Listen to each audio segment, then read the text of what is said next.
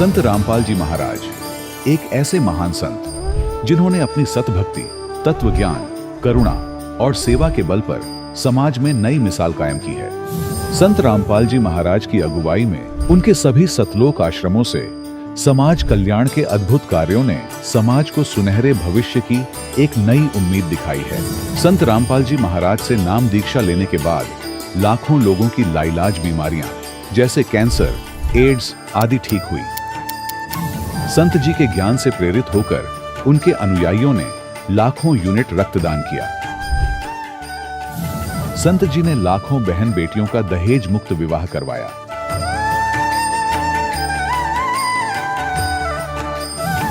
संत जी ने लाखों लोगों का नशा छुड़वाया, करोड़ों उजड़े परिवार बसे।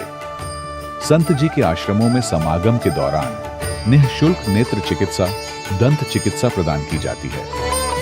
संत रामपाल जी महाराज द्वारा समय समय पर पर्यावरण संरक्षण के उद्देश्य से बड़े स्तर पर वृक्षारोपण किया जाता है। संत जी ने जरूरतमंदों को तत्काल राहत पहुंचाने के लिए एम्बुलेंस सेवा शुरू की। संत जी अपने अनुयायियों को देहदान के लिए प्रेरित करते हैं, जिससे मानवता की सेवा और चिकित्सा क्षेत्र में सुधार हो सके। संत रामपाल जी महाराज के सभी आश्रमों में हर रोज निःशुल्क भंडारा आयोजित किया जाता है, जहां हर वर्ग, हर जाति और हर धर्म के लोग एक साथ बैठकर भोजन करते हैं।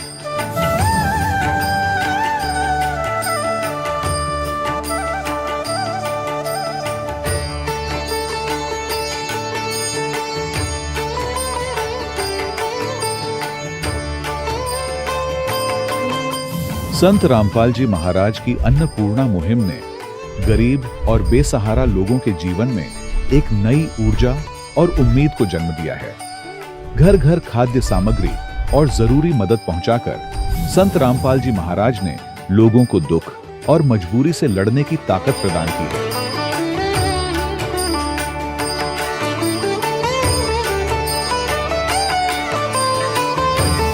संत रामपाल जी महाराज द्वारा गरीब लोगों के लिए घर बनवाने का अद्भुत कार्य एक ऐसी मिसाल कायम कर रहा है जो सदियों सदियों संत जी की उदारता और दया भावना के तौर पर जाना जाएगा।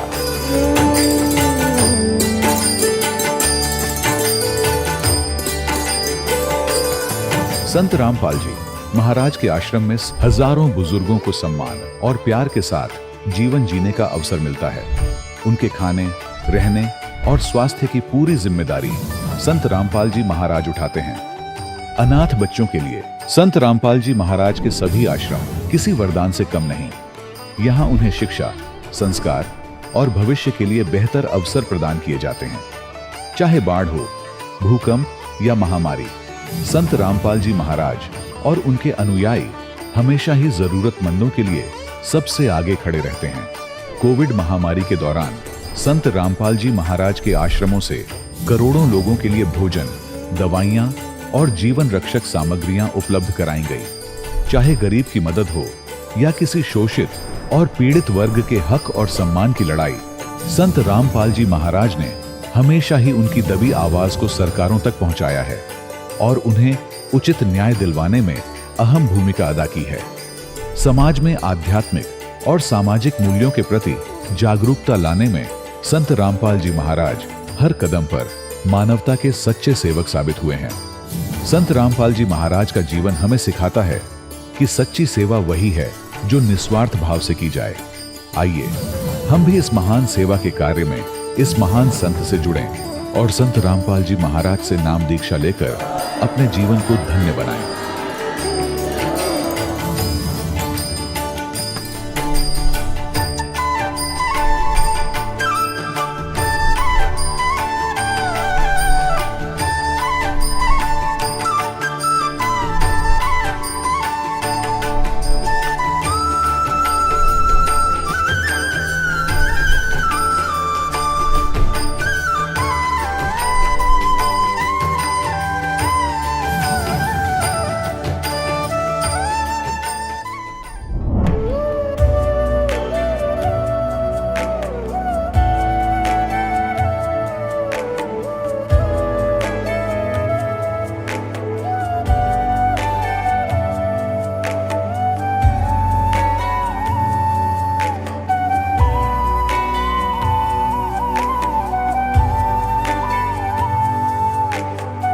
गीता अ18 के श्लोक नंबर 62 में भगवान स्वयं कह रहे हैं कि अर्जुन उस परमेश्वर की शरण में जा जिसकी कृपा से परम शांति व शाश्वत स्थान अर्थात सतलोक को प्राप्त होगा। वो परमेश्वर कौन है, कहां है, कैसा है, जानने के लिए कृपया अवश्य सुनिए जगत गुरु तत्वदर्शी संत रामपाल जी महाराज के अमृत वचन। सत साहिब दर्शकों, व्यक्ति के जीवन सफर में यदि सच्चे गुरु का मार्गदर्शन मिल जाए तो कठिन से कठिन रास्ते भी आसान हो जाते हैं। लेकिन गुरु का पूर्ण होना आवश्यक है, क्योंकि अधूरे गुरु से कोई लाभ नहीं मिलता। यही कारण था कि राधा स्वामी पंथ से जुड़े होने के बावजूद भी इंदौर की राजू परमार जी कई समस्याओं से जूझ रही थीं। इन्हें सतभक्ति का मार्ग नहीं मिल पाया था और इस कारण ये शारीरिक कष्टों से ग्रस्त थीं। 8 वर्ष तक राधा स्वामी पंथ की साधना करने के बावजूद भी इनकी बवासीर की समस्या ठीक नहीं हो पाई। लेकिन जैसे ही इन्हें पूर्ण गुरु संत रामपाल जी महाराज से दीक्षा ली तो इनके जीवन में चमत्कारिक बदलाव आने लगे। इनकी बवासीर की समस्या ठीक हो गई। डॉक्टरों ने इनके दिल के ऑपरेशन की सलाह दी थी, लेकिन संत रामपाल जी महाराज की कृपा से इनका ऑपरेशन टल गया और अब हार्ट की समस्या भी पूरी तरह ठीक है। संत रामपाल जी महाराज जी ने इनकी ऐसी कई समस्याओं का इलाज किया, इन्हें दुख से उभार कर सुखमय जीवन प्रदान किया। अब सुनिए राजू परमार जी की जुबानी उनकी अपनी सच्ची कहानी। नमस्कार जी। नमस्कार क्या नाम है बहन जी आपका? जी, मेरा राजू परमार दासी। बहन जी आप कहाँ से हैं? मैं महू की रहने वाली हूँ, तहसील महू। बहन जी संत रामपाल जी महाराज से नाम दीक्षा आपने कब ली? संत रामपाल जी महाराज से मैंने 8/8/2018 में लिया।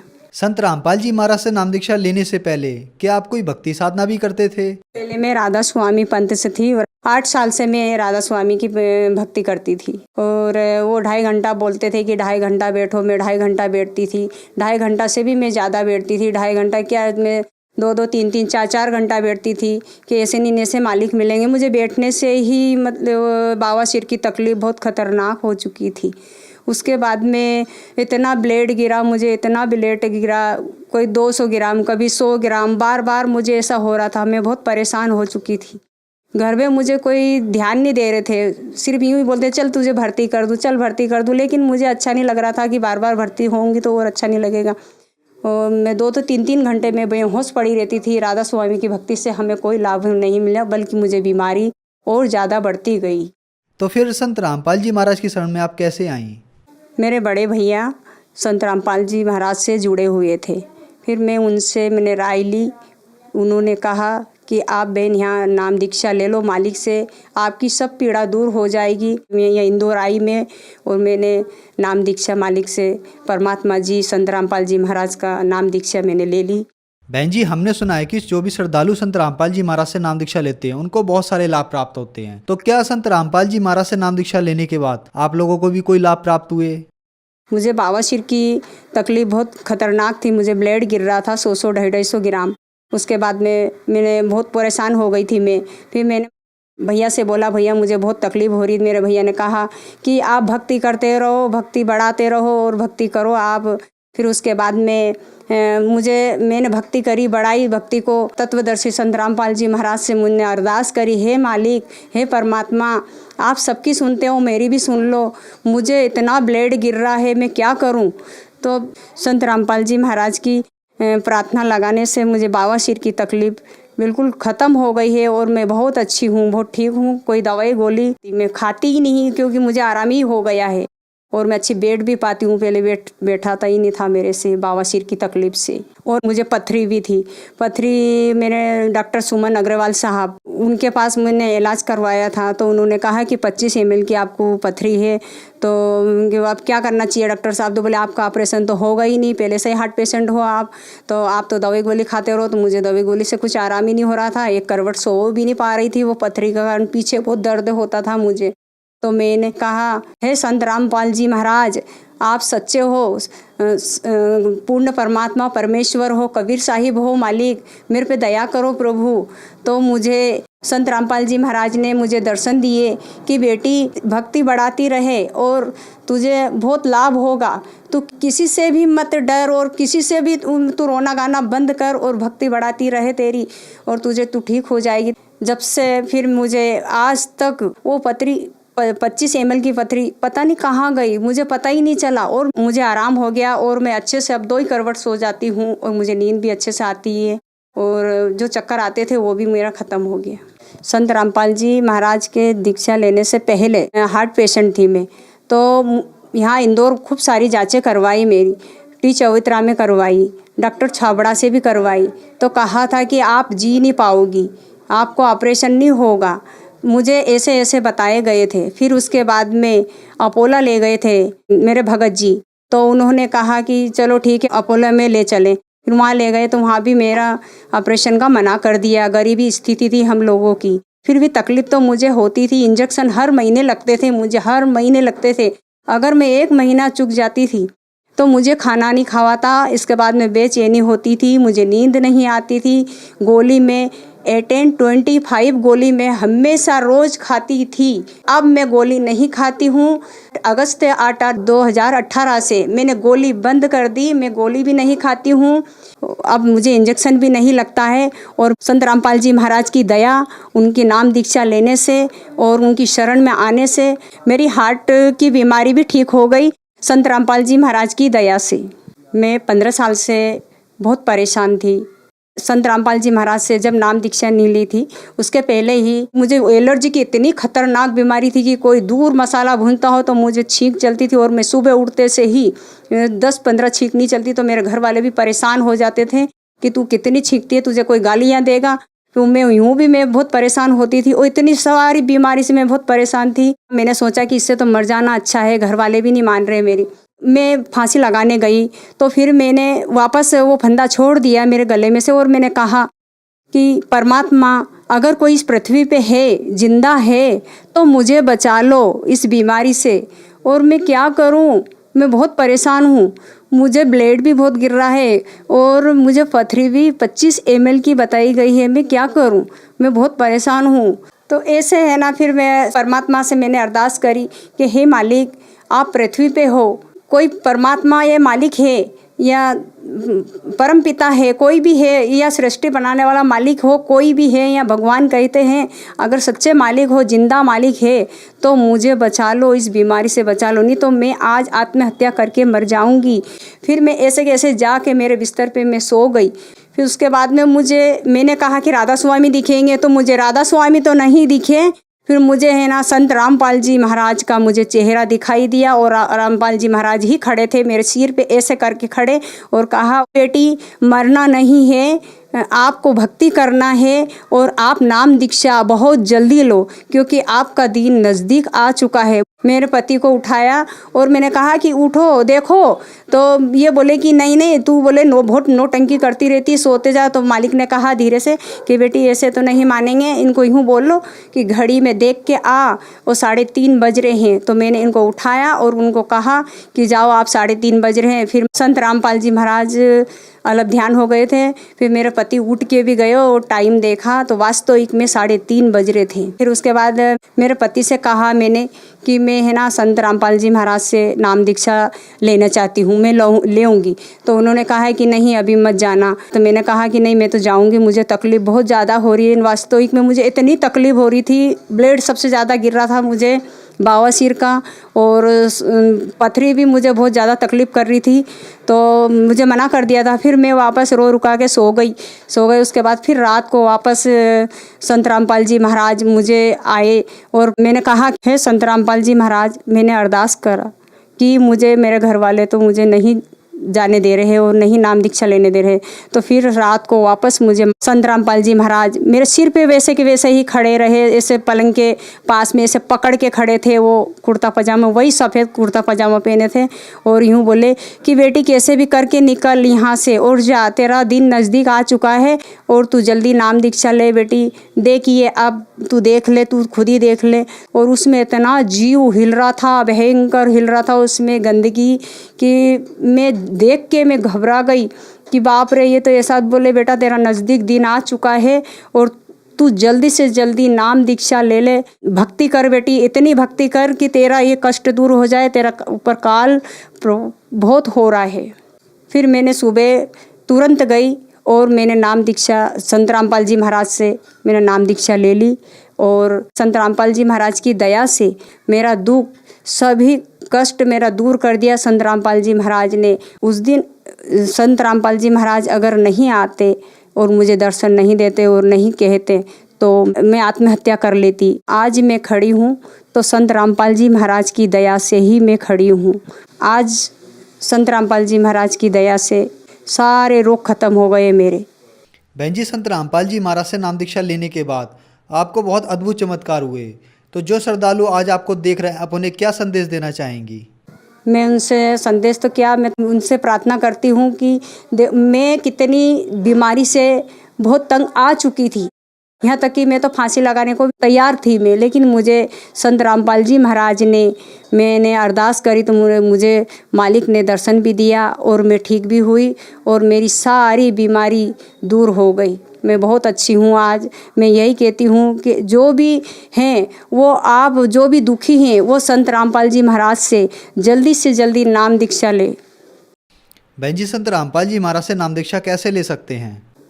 बहुत सारी चैनल पे संत रामपाल जी महाराज का सत्संग आते हैं, तो वहाँ नीचे पट्टी भी चलती है, उसमें नंबर भी रहते हैं, तो आप कांटेक्ट करके आप संत रामपाल जी महाराज से नाम दीक्षा ले सकते हैं और आपका कल्याण हो सकता है। धन्यवाद जी। सत्सा है। दर्शकों, अभी आपने सुने संत रामपाल जी महाराज से दीक्षा प्राप्त करके सुखी हुए भक्त के अनुभव। अब देखिए जगत गुरु तत्वदर्शी संत रामपाल जी महाराज के मंगल प्रवचन। फिर परमात्मा कहते हैं, ऐसे सतगुरु के फिर गुणगान क्या करूं। आप तो बालक हो, कोई दूसरी कक्षा का, कोई पहली कक्षा का, कोई वैसे सत्संग सुन करने के लिए आया है, लेकिन जब आप इस अध्यात्म ज्ञान से परिचित हो जाओगे, आपकी आंखों से आंसू पड़ा करेंगे। कोठी और कार होगी, मोटरसाइकिल होगी, कोई व्यवसाय बन गया छोटा सा, या कितना कोई अधिकारी लग गया, तो परमात्मा याद दिलाना चाहते हैं कि ये सुख तो थोड़े से दिन का है, 10-20 वर्ष का। रिटायर होने के बाद फिर उसकी आंख भी खुल जाती है, या क्या बनेगी तेरे साथ में है। कोई ड्राइवर भी ना मिलता है IAS IPS को, जो अंडे सैर सपट्टे करते हो पार्का में, ना घर के सुने, बहु गाड़ दें जाते ही सारी तनख्वाह बच्चे ले लें। क्योंकि जो बैटरी जब तक चार्ज रही, पिछले पुण्य थे, तब तक तो वो खूब प्रभु पाक रहा था, और जब वो डिस्चार्ज हो गया, अगर चार्जर है नहीं, भक्ति ठीक करी नहीं, तो कहते हैं संशय शोक सराय में सूतक दिन राती, और जीवित जग में जूते पड़े फिर जम तोड़े छाती। इनके लिए यही बुरा हाल हो लेगा बुढ़ापे में। यहाँ जीवित जग में जूते पड़े और फिर जम तोड़े छाती, यम के दूत फिर आगे इनकी छाती तोड़ेंगे, इनको कुटेंगे गिर के, और फिर 84 लाख योनियों में ठोके जाएंगे। तो यहां परमात्मा कहते हैं, 7 समंदर की मसीह करूं, लेखनी करूं बन राय, धरती का कागज करूं, गुरु गुण लिख्यो न जाए। ऐसे सतगुरु का, संत का गुण लिख के देखो, पूरी पृथ्वी का कागज बना लूं, 7 समुद्रों का इंक बना लूं शाही, और सभी वृक्षों की कलम बना लो, काट काट के छोल छोल के, कितनी बन जाएंगी हिसाब लगा लो। और ये सारी खत्म हो जा, धरती जितना कागज भी समाप्त हो जाए, 7 समुद्रों की इंक भी, शाही भी खत्म हो जा, और सब कलम भी घिस जाए, तो भी नहीं लिखा जा सकता। तो पुण्यात्माओं, परमात्मा कहते हैं, भाई गुरु मानुष कर जानते, ते नर कहिए अंध, ओए दुखी संसार में आग काल के फंद। फिर क्या बताते हैं परमात्मा, सतगुरु के सिजदा करूं कर्म छुटाए कोटि, और जो सतगुरु की निंदा करे फिर जम तोड़ेंगे ओठ। कि ऐसे महापुरुष ने जिसने हमारे को कितने पापों से बचा दिया, बीड़ी शराब मांस तमाकू के अवगुण बताकर उनसे छुटकारा दिलवाया, और ऐसे अनमोल भगवान की पहचान कराई, और ऐसा अनमोल मंत्र दे दिया जो आज तक ऋषि महर्षि और ब्रह्मा विष्णु महेश के कान भी नहीं पड़ा। तो फिर कहते हैं सतगुरु के सिजदा करूं जिसने कर्म छुटाए कोट, करोड़ों कर्मों से बचा दिया, और जो ऐसे सतगुरु की निंदा करे उसको घोर पाप लगता है, अर्थात वो फिर इतनी सजा का पात्र बनता है, जम यम के दूत उसके होठ तोड़ेंगे। होठ फोड़ेंगे मतलब कि ऐसा बुरी तरह पीटेंगे कितने लागो, ये नहीं देखेंगे इसके ये यहां नहीं मारे होठों पर, तो कहते हैं उसके फिर जम तोड़ेंगे होठ। कहने का भाव यह है कि उसको बहुत भयंकर सजा मिलेगी। तो पुण्यात्मा, सत्संग से ज्ञान होता है। जैसे आप कल के सत्संग में सुन रहे थे कि धर्मदास नाम के एक महापुरुष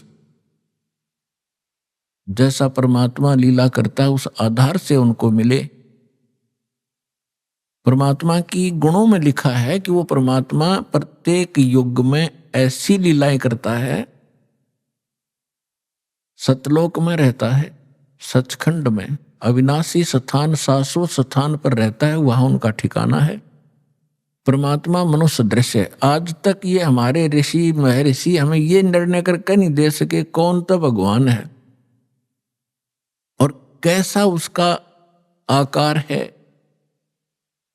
और कहाँ रहता है, उसके पाने का मंत्र कौन सा है, और जो ज्ञान आप दे रहे उसका प्रमाण कहाँ है। लोक वेद सुनाया करते, अपनी अपनी दंत कथा सुनाया करते, अपनी अपनी कह गए इस दुनिया के माँ, और बिन साहेब की बंदगी कहीं ठोर ठिकाना ना। तो पुण्यात्माओं, अभी तक हमारे को ये पता ही नहीं था कि भगवान वास्तव में है कौन। हम विष्णु जी की पूजा करते थे और फिर कहते थे ध्यान लगाते हैं, क्या देखा कि प्रकाश देखा। भगवान कैसा? भगवान निराकार है। फिर श्री विष्णु जी क्या है? हमारी बुद्धि बालकों जैसी थी, स्थिर नहीं थी, हमें पता ही नहीं था क्योंकि हमें गुरु ऐसे मिले थे। तो परमात्मा कहते हैं मां मुंडू उस संत की जिस तन संशय ना जावे। कहते इसे संत ने छोड़ दे तुरंत, जो शंका निवारण नहीं कर सकता सारी। तो आज तक हम जितने भी सत्संग सुना करते थे या अनुभव पढ़ा करते संतों के, उनसे संशय समाप्त नहीं होता था, लेकिन हम श्रद्धालु होने के नाते उनको पढ़ते ही रहते थे। तो परमात्मा का एक विधान है, परमात्मा उसी विधान अनुसार अपने सब कार्य करते हैं। परमेश्वर सतलोक में रहते हैं, जिसको गीता जी में शाश्वत स्थान कहा है, सनातन परमधाम कहते हैं। और वहां परमात्मा मनुष्य दृश्य है, एक सिंहासन पर विराजमान है। एक बहुत बड़ा गुम्बद है परमात्मा के ऊपर, बहुत बड़ा एक मंदिर नुमा आकार का, उसके सेंटर में परमात्मा का सिंहासन है। उसके ऊपर मुकुट धारण करके परमात्मा बैठे हैं और सिर पर सफेद छत्र है दाता के। और वहां परमात्मा के एक रोमकूप में करोड़ सूर्य मिला दे, करोड़ चंद्रमा, इनकी रोशनी भी फीकी पड़े, इतना नूर है दाता का। यहां आते हैं तो शोभा को कम कर लेते हैं, हल्का तेज पुंज का शरीर बना लेते हैं, सरल करके आते। यदि वो इसी रूप में यहां आ जाए तो हमारी चरम दृष्टि देख नहीं सकती, जैसे उल्लू सूर्य को नहीं देख सकता। इसलिए परमात्मा एक अपने तेज पुंज का हल्का शरीर बनाकर आते हैं, और वो मनुष्य दर्श तो है ही हैं, अपने एज इट इज रूप में हमसे मिलते हैं, बातें करते हैं। लेकिन हमारे को ज्ञान गलत प्राप्त होता है, परमात्मा की डेफिनेशन गलत हमने ग्रहण कर रखी होती, इसलिए हम भगवान को निराकार मानते रहते हैं, उनको संत मान करके फ्री कर देते थे। तो धर्मदास जी को सतगुरु मिले।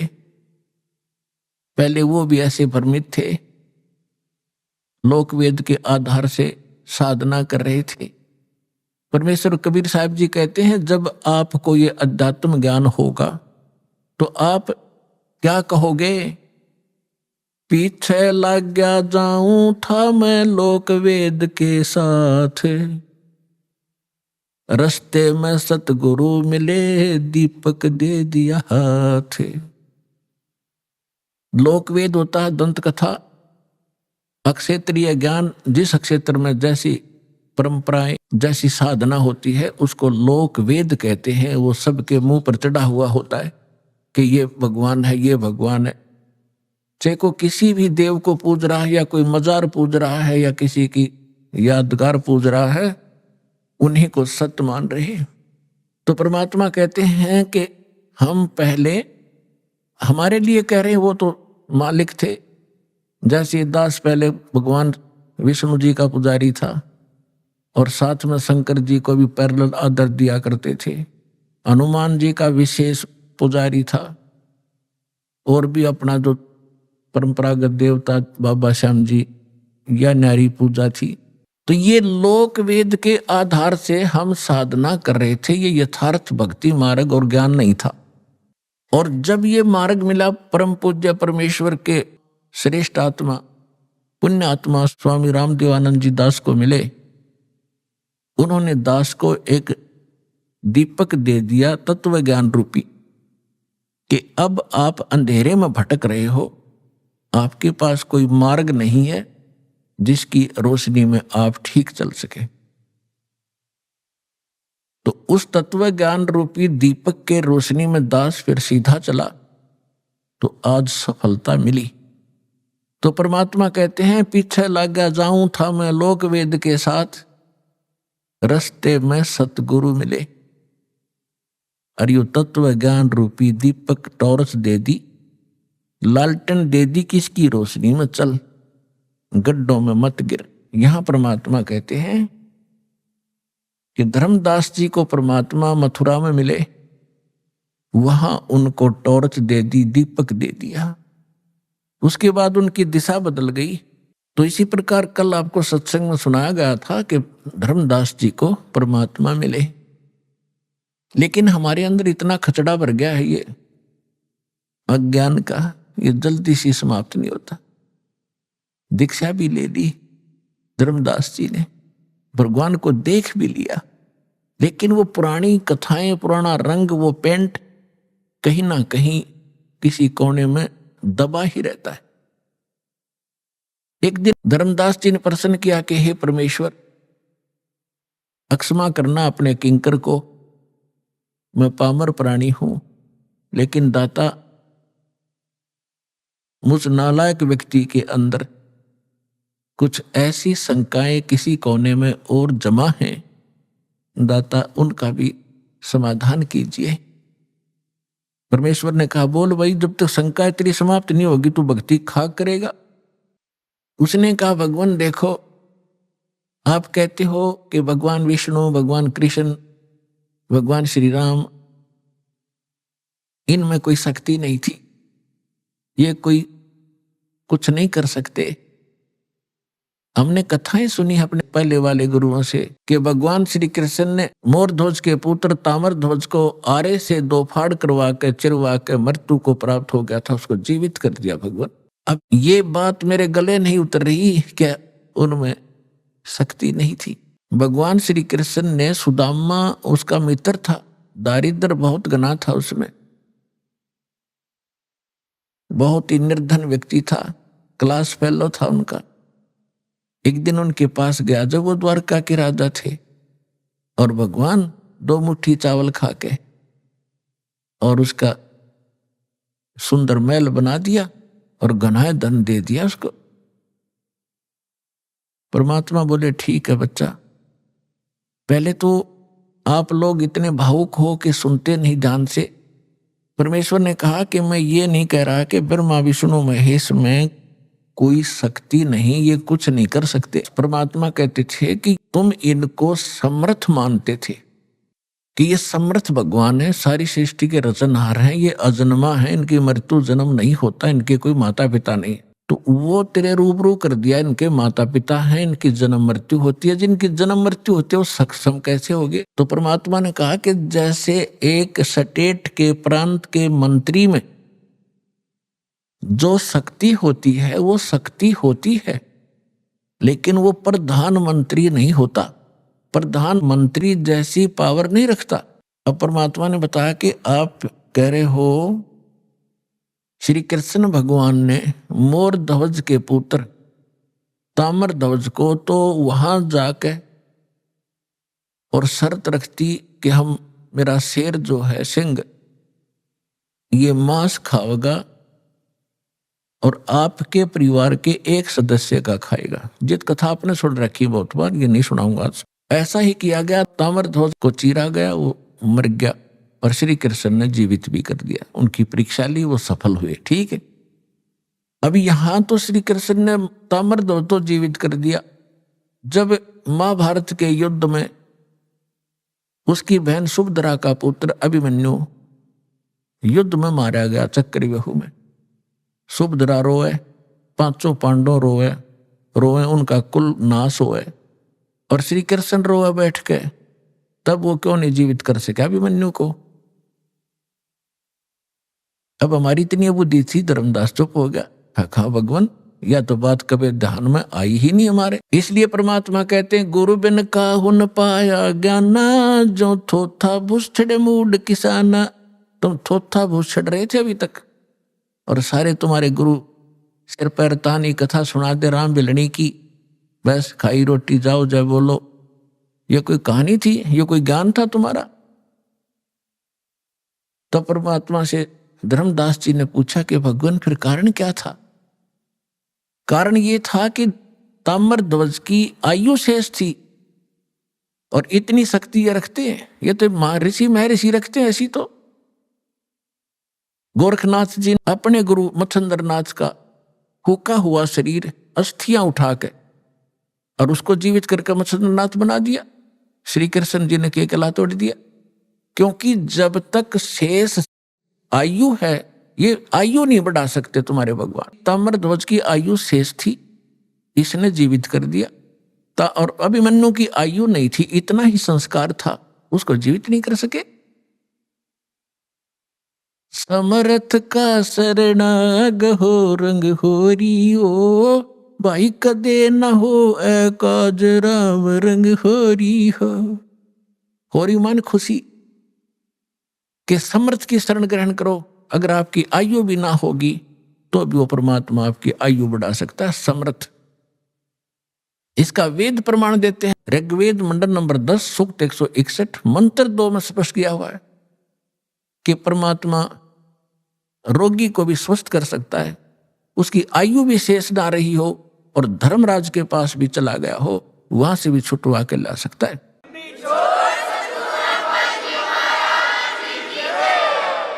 और उसको आगे और भी 100 वर्ष की आयु जीने के लिए वो दे सकता है। अब इसके लिए थोड़ा उदाहरण देते हैं। एक समय सिकंदर लोधी दिल्ली के बादशाह को एक भयंकर रोग हो गया, क्योंकि सिकंदर लोधी जो था एक क्रूर राजा था, मुसलमान धर्म में जन्मा था, जिस कारण से अपने काजी और मुल्लाओं के द्वारा बताए गए आधार से वो बाई फोर्स मुसलमान बनाता था हिंदुओं को, और राजा होकर और भी बहुत भेदभाव रखता था हिंदू और मुसलमानों में। तो जिस कारण से उसको दंड अपने किए का भोगना तो था ही। उसको एक ऐसा रोग हो गया, ऐसा जलन का रोग बन गया कि उसने सारा इलाज करा लिया, अपने मौलवियों से, काजियों से, मुल्लाओं से, सब दरगाहों पर मन्नत मान ली, सारी क्रियाएं कर ली, बलि चढ़ा ली। फिर हिंदू धर्म के भी जो धार्मिक गुरु थे उनसे भी क्रियाएं करवा ली, अवंताएं करवा लिया, और साथ में बड़े से बड़े वैद्य पूरे उसके राष्ट्र में जहां भी किसी वैद्य का नाम सुना उसी को पकड़ लाए और आके कह दिया कि मुंह मांगा पैसा देंगे। मेरा रोग खत्म हो। तो वो वैद्य कहते हैं जी हम ऐसी औषधि इस रोग की दे रहे हैं कि अग्नि को भी बुझा देंगे, आपको तो जलन है सिंपल, लेकिन आपका ये दवाई काम नहीं कर रही, हम भी हैरान हैं। तो पुण्यात्माओं, औषधि का काम अपने सत्र का होता है, और संस्कार जब जीव के बिगड़ जाते हैं औषधि रिएक्शन करना लग जाती है। और जब आपको सही शरण मिलती है परम संत की, परमात्मा पूर्ण की, और अब भक्ति दी जाती है, तो भक्ति आप करने से फिर वही मेडिसिन काम करने लग जाती है, और बगैर मेडिसिन के भी परमात्मा ठीक कर सकता है। वो आपकी श्रद्धा पर निर्भर करता है।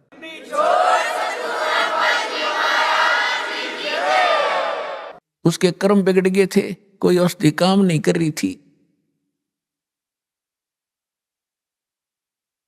जो अन्य जो हिंदू धर्म के आचार्य थे उन्होंने बता दिया था, राजन ये आपका प्रारब्ध का कर्म है। प्रारब्ध माने किस्मत में लिखा हुआ, ये आपके पिछले पाप का प्रतिफल है, जो रिटर्न है आपकी किस्मत में लिखा हुआ है, इसको कोई चेंज नहीं कर सकता, ये भोगने से ही समाप्त होगा। लेकिन बेसिक ऐसा कुछ बता भी दिया जाता है, लेकिन दुख में आदमी रुकता नहीं, फिर भी प्रयत्नशील रहता है। उससे पहले एक घटना घटी थी उसके साथ। परमेश्वर कबीर जी जब आए हुए थे बनारस में, एक दानक के रूप में, जुलाहे के रूप में लीला कर रहे थे, तो उस समय वो यही ज्ञान दिया करते। तो दास उस परमेश्वर का बोला हुआ आज आपको सुना रहा है, हिंदू और मुसलमानों को। जो दास आज बता रहा है परमात्मा 600 वर्ष पहले सुनाया करते थे। उस समय आप शिक्षित नहीं थे, जिस कारण से परमात्मा के साथ बहुत घनी बदतमीजियां हमने करी और हमारे गुरुओं ने करवाई। वो ये कहा करते ये धानक है, दुल्हा है, ये सदग्रंथों को जानता नहीं, क्योंकि ये संस्कृत पढ़ा नहीं, और संस्कृत पढ़े बिना सदग्रंथ समझ नहीं आते, सारी झूठ बोलता है। तो हमारे यह बात पक्की जचेगी कि कबीर जी अशिक्षित हैं, ये सदग्रंथ नहीं जानते, झूठा बोलते होंगे। तो आज परमात्मा ने सबसे पहले आप पर रहम कराया। 1947 में भारत आजाद हुआ, 1951 में दास को यहां भेजा। उसके बाद फ्लड आ गई शिक्षा की हिंदुस्तान में। नहीं, हमने हमारे उस समय मुझे मालूम है हमारी 2 सिस्टर तो बगैर पढ़ाई छोड़ दी कि ना हम नहीं पढ़ाएंगे। लड़कियों को तो आसपास भी नहीं, लड़के भी हमारी नंबर आया था पढ़ने का, उससे पहले सभी अशिक्षित थे। तो कहने का भाव ये है कि परमात्मा ने ये जो शिक्षा है या एक आग है, ये इस जीव की नाशक है। इसने नैतिकता का नाश कर दिया, आपस में शिष्टाचार खत्म कर दिया। ऊपर से हम लिपे चोपड़े दिखे हैं, अच्छी पैंट कोट पहन के, और सारे विचार बिगड़ गए, हमारा व्यवहार बिगड़ गया, बेईमान बन गए, अहंकारी बन गए, छोटी सी पोस्ट पाकर भगवान भूल गए। लेकिन परमात्मा ने ये एक बार ये करना जरूरी था। मालिक को मालूम था कि ये तो आत्मा है, इसको ज्ञान होगा, फिर ये छोड़ देगी उन बुराइयों को। शिक्षा करना जरूरी था। तो ये शिक्षा आपको आज ईब काम आई है, बाकी रोजी रोटी के लिए विशेष नहीं है। ये लाखों बच्चे पढ़ते हैं और नौकरी कितनों को मिलती है? 1 वर्ष में करोड़ों बच्चे हिंदुस्तान में शिक्षा ग्रहण करके फारिग होते हैं। ये MA BA करके, BSc करके, BCom करके, और कितनों को सर्विस मिलती है? कोई बात नहीं, 2 रोटी भगवान ने देनी है, पूर्व निर्धारित है, वो तो वही मिलेगा। जब तक आप इस शरण में नहीं आओगे तो आपको केवल वर्क डन ही, पिछला संस्कार ही मिलता रहेगा। और यहाँ आने के बाद ये कर्म की रेख बदल देता, वो समर्थ है ना। भाग में तो लिख देगा आपके 2 रोटी का, इसके दरबार में कोई कमी नहीं। कमी रहेगी तो आपकी नीयत में रहेगी, आपकी श्रद्धा में रहेगी। तो उस समय परमात्मा ये ज्ञान सुनाया करते थे। हिंदू और मुसलमानों के जो पीर गुरु थे परमात्मा के दुश्मन बन गए कि ये तो हमारे धर्म का विरोधी है, ये ब्रह्मा विष्णु महेश को नासवान बताता है, इनके माता पिता बताता है, ऐसा करता है। ऐसे काजी और मुल्लाओं को परमात्मा लताड़ा करते थे कि तुम साधना गलत बता रहे हो। उनको कहा करते थे एक मुल्ला मस्जिद में कुके, एक पुकारे बोका, इनमें कौन सिरे को जागा, हमको लग गया धोखा। अब तुम बकरीद बनाते हो, बकरे को हलाल करते हो, एक बकरा तो वहां मिमा रहा है, अपनी जान जा रही है, रो रहा है, म्या म्या कर रहा है, और एक मुल्ला कूक रहा है मस्जिद में, हे अल्लाहू अकबर, हे अल्लाहू अकबर, इस बकरे की रूह को स्वर्ग में स्थान देना। जैसे उस मुल्ला के बाप का नौकर है वो भगवान, उसके कहने तो उसने स्वर्ग में भेज देगा उस बकरे की आत्मा ने। परमात्मा कहते हैं जय या रूह तैं भिष्ट पिठाई, तो कर तदबीर कबीला भाई। अगर तुझे डेफिनेट कॉन्फिडेंस है इस बात का कि ऐसी क्रिया से ये बकरे की आत्मा भिष्ट में चली जाती है, तो अपने परिवार ने करके दिखा, तो किसी एक इस तरह भेज उसको स्वर्ग में। तो इस तरह की परमात्मा की कड़वी सच्चाई को वो बालक सहन नहीं कर सके, विरोधी बन गए। इसी प्रकार हिंदुओं को समझाया करते थे कि पांडे निपुण कसाई संतो, ये पांडे निपुण कसाई, ये बलि चढ़वाओ देवी कह के, काली कह के, भैरव कह, और ये गलत साधना बता रहे तुम्हारे को, शास्त्र विरुद्ध साधना दे। तो दोनों दुश्मन बन गए। और परमात्मा इन मुसलमानों को कहा करते और हिंदुओं को कहते थे, नहीं है दारमदारा, वहां तो नहीं है दारमदारा, उस दरगाह में धर्म राय है, लेखा लेगा सारा, मुल्ला कुक के बंग सुनावे ना बेरा करतारा। और फिर परमात्मा हिंदुआन कहा करते थे कि वेद पढ़े पर भेद न जाने, ये बाँचे पुराण 18, और जड़ के आगे भोजन धर्या, और भूल गया सृजनारा। एक पत्थर के मूर्ति का भोग लगाता फिर, और भगवान ने भूला बैठा है, और बात कर मैं वेद का ज्ञाता हूं, खाक पड़ा तुमने वेद, वेद में लिखा कहीं ऐसी क्रिया करो। तो इससे वो सबक शुद्ध हुए और विरोधी कर दिए सारे मुसलमान उन पीरों और मुल्ला और काजियों ने कि कबीर काफिर है, हमारे धर्म की तौहीन करता है, ये मांस खाने को भी मना करता है, हमें राक्षस बताता है। एक दिन सिकंदर लोधी चला गया वहां पर बनारस में, काशी में, क्योंकि वो पूरा सम्राट था। दिल्ली के बादशाह के अंतर्गत सभी छोटे नरेश नवाब आते थे। तो वीर देव सिंह बघेल काशी का नरेश था। वो राजा सम्राट यानी दिल्ली के बादशाह के अंतर्गत था, जैसे आजकल अन्य स्टेट हैं, लेकिन सेंटर में हमारे प्रधानमंत्री के अंतर्गत आते हैं। ऐसा वो प्रधानमंत्री समझ लो उस समय। तो वहां जाते रहते थे, अपने अन्य नवाबों के पास कुछ टैक्स वैक्स लेते थे वहां से, और उन वहां की पब्लिक की कुछ ग्रीवेंसेज भी सुना करते थे। मुल्लाओं को, काजियों को पता चला कि हमारा बादशाह आया है मुसलमान, क्योंकि वो हिंदू था इसलिए वो उसको कंप्लेंट नहीं कर पा रहे थे कि ये नहीं सुनेगा हमारी, बादशाह आ गया। सारे मुल्ला काजी इकट्ठे होकर हजारों की संख्या में जाकर लागे नारे लान। सिकंदर लोधी ने पूछा, भाई बताओ क्या बात है? उन्होंने बताया, जी एक काफिर है हिंदू, नाम कबीर है, जुल्हा के घर जन्म है, और वो हमारे धर्म की बेइज्जती करे, अपने आप को भगवान बताता है।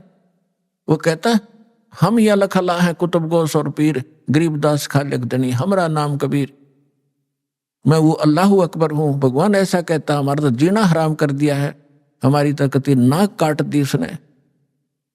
अब सिकंदर लोधी ने कहा कि लाओ पकड़ के, तो 10 सिपाही लाए पकड़कर परमात्मा को। और सिकंदर लोधी राजा था। राजा लोग पिछले पुण्यकर्मों से ही बनते हैं, इनके अंदर जगह होती है, भगवान से थोड़ा सा डर भी होता है। तो उसने सोचा साधु संत फकीरों को बेमतलब दुखी नहीं करना चाहिए, लेकिन जनता के सामने राजा विवश होता है, अगर इसको कोई दंड नहीं दूंगा तो ये लोग मेरा विरोध करेंगे। इसलिए उसने कहा कि आप अपने आप को खुदा कहते हो, हमारे हजरत मोहम्मद जी ने एक गाय को मारकर वचन से और जीवित कर दिया था। यदि तू अल्लाह है और यह अल्लाह का रसूल है, पैगंबर है, तो इस गाय को हम कत्ल करेंगे, इसको जीवित करना। तो वहां पूरी सभा के अंदर एक गाय कत्ल कर दी। गर्भवती गाय थी, 4 टुकड़े हो गए मां बेटों के। और सिकंदर लोधी ने कहा कि अब करके दिखा जीवित इसको, नहीं तो तेरी गर्दन काट दूंगा। परमात्मा बोले कि किसी भगवान की या किसी परमात्मा के रसूल की ये पहचान नहीं है कि वो मुर्दे ही जीवित कर दे, तभी उसको पहचाना जाता है। उसकी और भी अन्य बहुत पहचान होती है। तो सिकंदर लोदी कहता है, मैंने जो कहा वो कर, अन्यथा अगर तलवार निकाल ली। परमात्मा उठे, एक थपकी गाय का लगा दी, एक बच्चे का। गाय भी जुड़ गई, बच्चा भी जुड़ गया, जैसे निशान भी ना हो, और ला का बच्चा गाय की दूध की डेग बाल्टी ठोक दी और कहा कि गाय अपनी अम्मा है, इस पर छुरी मत बाह, गरीबदास की दूध को सभी आत्म का। अरे अनाड़ियों, तुम गाय का मांस खाकर एक दिन में फारिग कर देते हो, ये तुम्हारी माँ है। जिस ममड़ी का दूध पीवत हो, पिता को करो हलाल कसाई। जिसका तुम दूध पीते हो उसको माँ कहते हो। और गाय का, पहले गाय ही ज्यादा होती थी, भैंस इतनी प्रचलन में नहीं थी, नहीं तो भैंस भी माँ है, दूध तो उसका पीवे हम।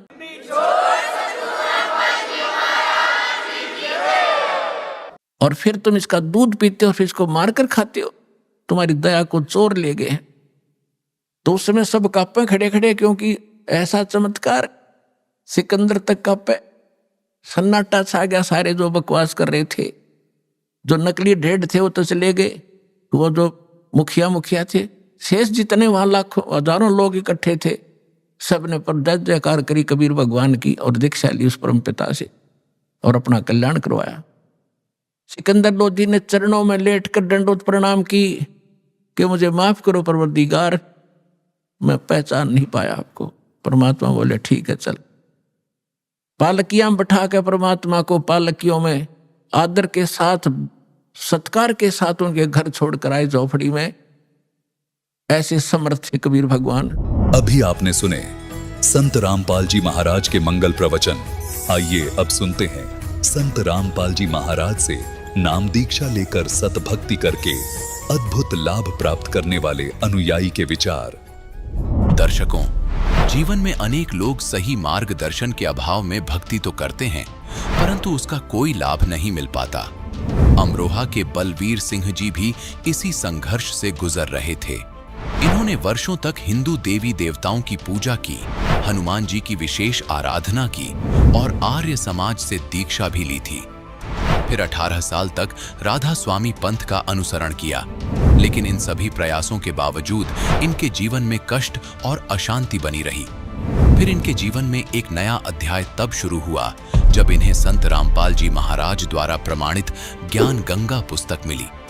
इसे पढ़ने के बाद बलवीर जी ने संत रामपाल जी महाराज से नाम दीक्षा ली और इनके जीवन में चमत्कारिक बदलाव आने लगे। वर्षों से बलवीर जी और इनकी पत्नी भूत प्रेत बाधाओं से पीड़ित थे, लेकिन नाम दीक्षा लेते ही इनकी ये सभी बाधाएं समाप्त हो गईं। इसके अलावा बलवीर जी की किडनी की बीमारी भी ठीक हो गई।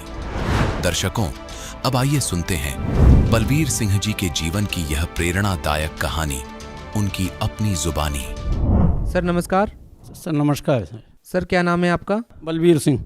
बलवीर जी कहाँ से आए हैं आप? कैलसा बॉर्डर, जिला अमरोहा, उत्तर प्रदेश। संत रामपाल जी महाराज की शरण में आने से पहले आप क्या भक्ति साधनाएं करते थे? पहले मैं जो देवी देवताओं की, गुरु नानक देव जी की, आर्य समाज में रहा मैं 3 साल, और हनुमान जी की 3 साल भक्ति की। फिर 5-7 साल जो है मैंने विष्णु जी की भक्ति की है, और 18 साल में राधा स्वामी पंथ से जुड़ा है।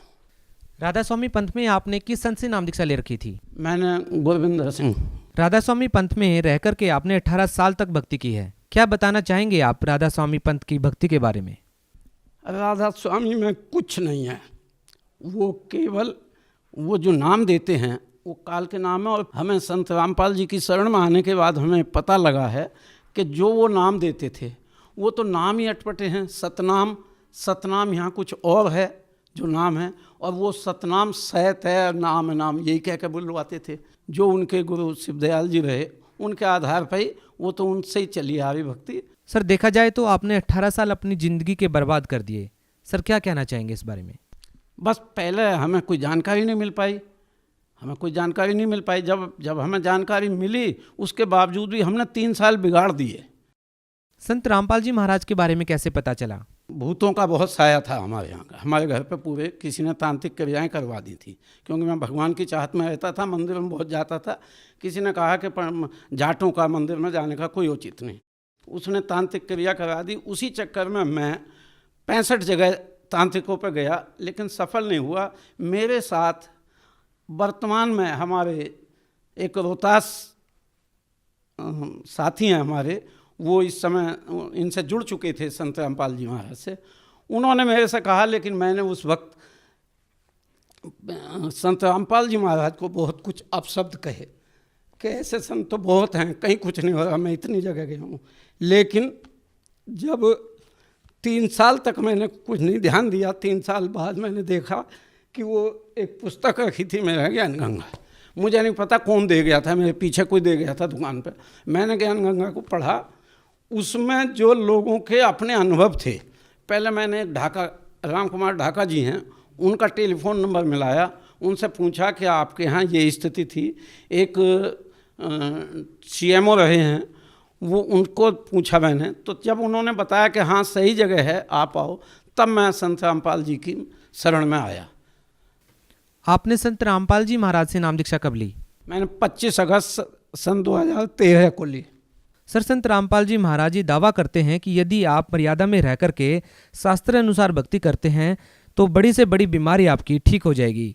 18 साल तक आपने राधा स्वामी पंथ में भक्ति की है। आपको पहले भूत प्रेत की समस्या थी, तो संत रामपाल जी महाराज जी से नाम दीक्षा लेने के बाद आपको क्या क्या लाभ मिले हैं?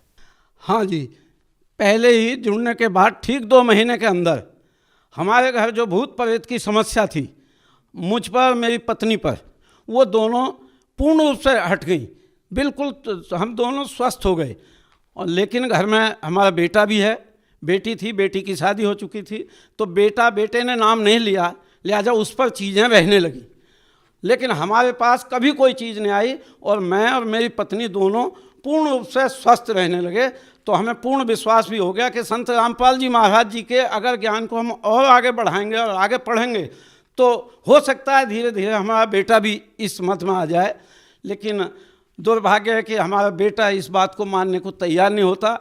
और उसी के चक्कर में जो हमारे भूत प्रेत की बाधा समाप्त हुई, हमने उसकी बाधा दूर कराने के चक्कर में वो एक तांत्रिक को ले आया। उस तांत्रिक के चक्कर में हम भी बैठ के हमने अपना नामखंड करा लिया।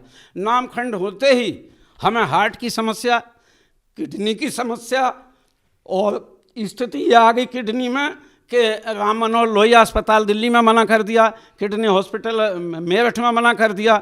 एक बलप्रदा आश्रम के नाम से एक संस्था है आयुर्वेद की, वहाँ गए, उन्होंने भी कहा कि 20 दिन हम देखेंगे तब बताएंगे। 20 दिन देखने के बाद उन्होंने कहा कि कुछ हो सकता है।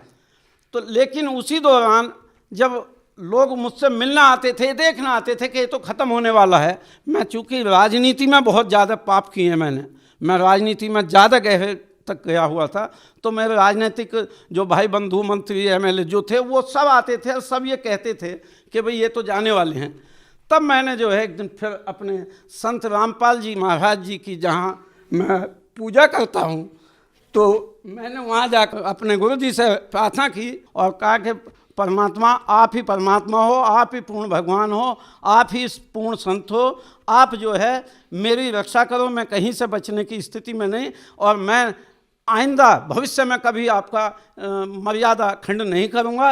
और मुझे फिर संत रामपाल जी महाराज जी का वो सत्संग भी याद आ गया जिसमें वो कह रहे थे, एक बार मैं सुनना था कि भाई कोई किसी का ना पिता ना पूतम। तो मुझे लगा कि तो अब हमें तो अकेले ही आए हैं, अकेले ही जाएंगे, इसलिए हमने वो सारा छोड़कर और संत रामपाल जी महाराज जी से माफ़ी मांगी। तभी से आज तक मैं पूर्ण रूप से स्वस्थ हूँ, मुझे कोई दिक्कत नहीं, मैं हर तरह से जो है अपना भक्ति पर लगा हुआ हूँ। सर, आपने मर्यादा का जिक्र किया, तो सर हम आपसे ये जानना चाहेंगे कि भक्ति मार्ग में मर्यादा का होना क्यों जरूरी है? जब भक्ति शुरू ही कर दी तो फिर हर समस्या का समाधान हो जाना चाहिए।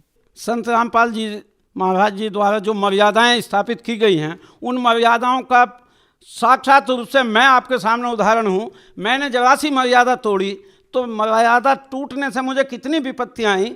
इसलिए मर्यादा तो बहुत महत्वपूर्ण चीज़ है। मर्यादा तो आप पुरुषोत्तम राम जी की पत्नी सीता जी ने जब वो वनवास काट रहे थे तो उस समय रावण ने उनका अपहरण करने के उद्देश्य से एक हिरण का रूप बनाकर भाग लिया, जिसको सीता जी ने कहा था कि आप इसे मुझे जिंदा लेकर आइए। जब रामचंद्र जी उसके पीछे भाग लिए तभी उसने रावण ने नई चाल चल के और वो जो है उसे हाय हाय की आवाज़ सुनाई दी। तब सीता जी ने लक्ष्मण से कहा कि आप जाइए, आपके भाई पर विपत्ति है। परंतु उन्होंने लक्ष्मण जी को जब ज़्यादा ताने दिए, वो गए तो एक लक्ष्मण रेखा खींच कर गए थे और वो कह के गए थे कि भाभी कोई भी माता कहते थे वो कि माता जी आप इस लक्ष्मण रेखा से बाहर कदम ना रखें। कितनी भी विपत्ति कोई भी चीज़ आपके संकट निकट नहीं आ सकती।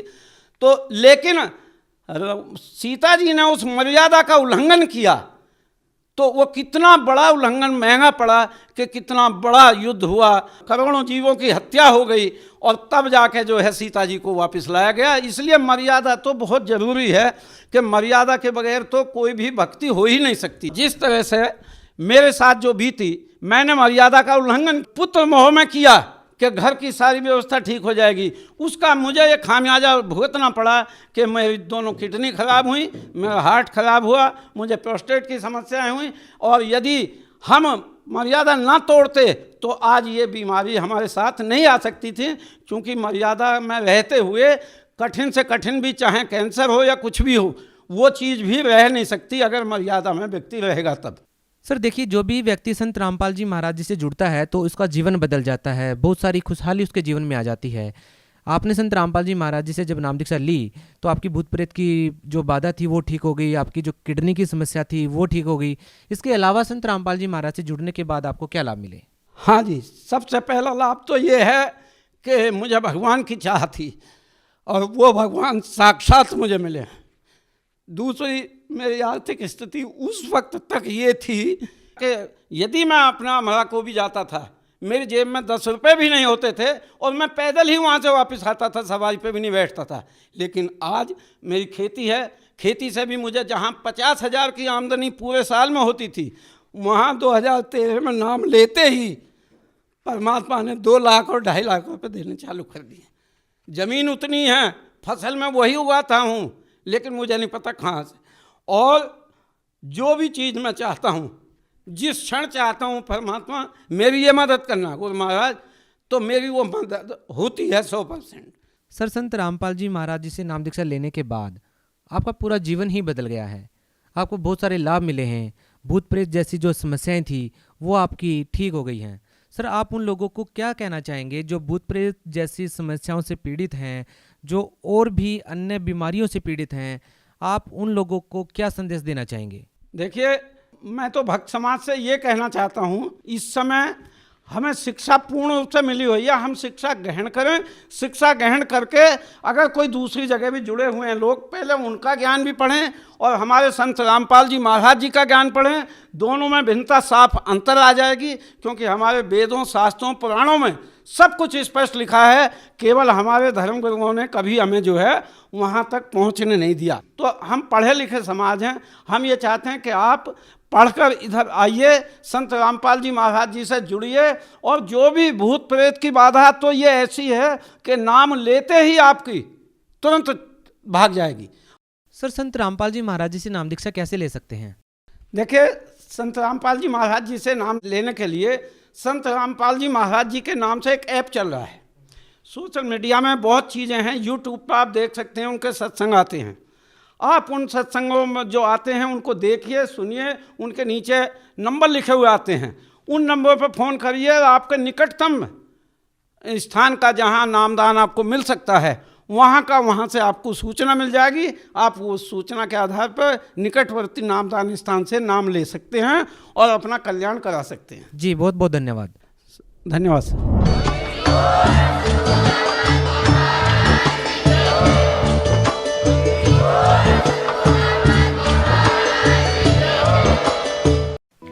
आप सुन रहे थे जगत गुरु तत्वदर्शी संत रामपाल जी महाराज के मंगल प्रवचन। अधिक जानकारी के लिए संपर्क करें।